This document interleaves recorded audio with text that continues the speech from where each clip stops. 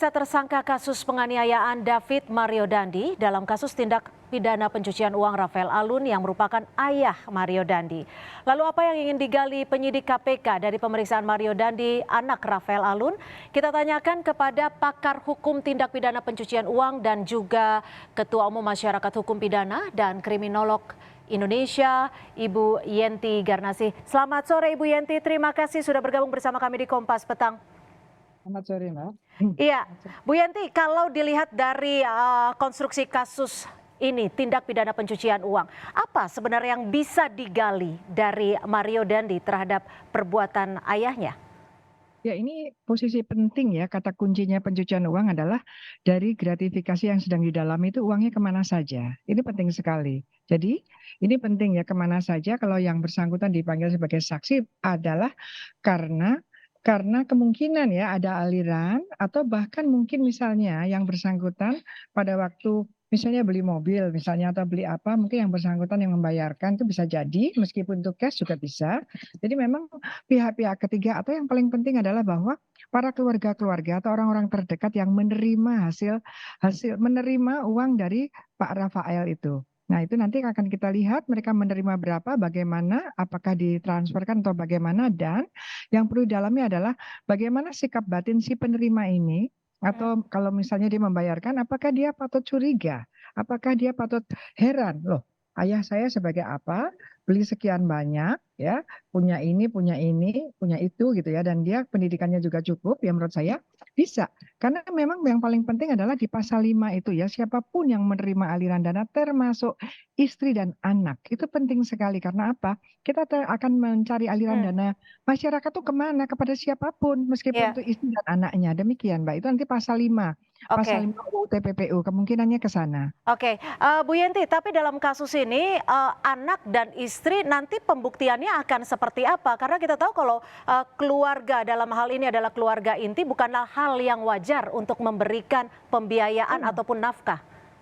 Iya, dalam hal penerimaan itu kan penerimaan TPPU adalah transaksi yang tidak wajar ya. Mhm. Dalam TPPU transaksi itu memberikan juga transaksi, membagi juga transaksi. Jadi harus dipahami oleh penegak hukum mulai dari bawah sampai dengan hakim. Yang namanya transaksi dalam TPPU itu bukan harus transaksi transfer.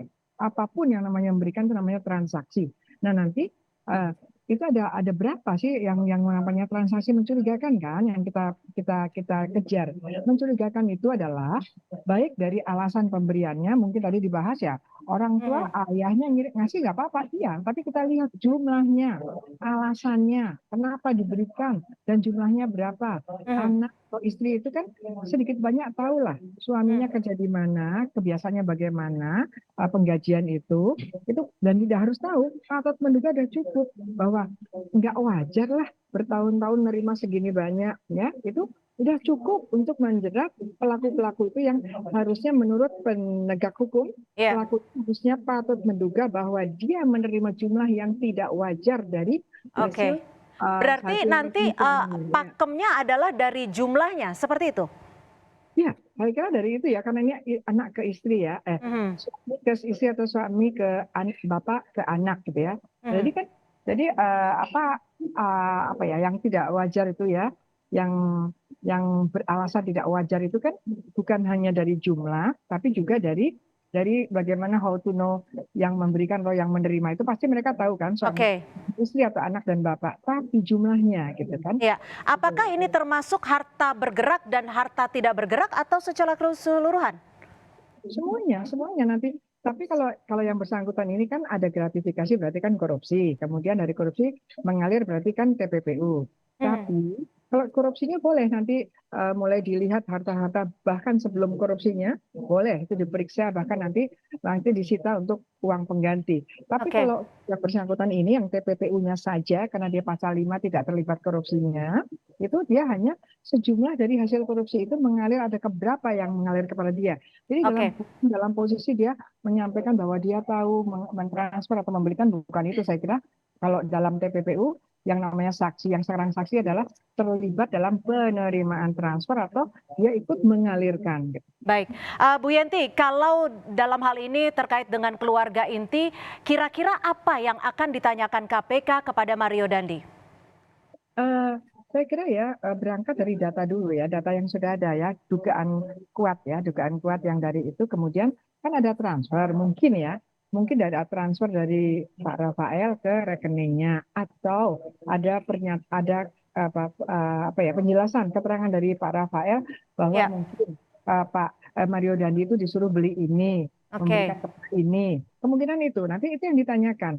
Ya, Mhm. tapi posisi tetap berkaitan dengan harta kekayaan itu bukan berkaitan dengan tahu nggak waktu itu rapatnya apa itu bukan karena Oke. kemungkinan TPPU tidak di situ. Kalau korupsi bisa jadi saksi adalah pada waktu rapat-rapat itu hadir atau apa. Kalau TPPU itu selalu berkaitan dengan bahwa yang bersangkutan terlibat atas harta kekayaan hasil gratifikasi tersebut. Baik, Bu Selalu Yenti, sih. tapi kalau untuk memastikan akurasinya akan seperti apa? Karena ini kan jelas ada hubungan darah, ada sifat ataupun sikap yang secara tidak langsung akan ada upaya untuk saling melindungi.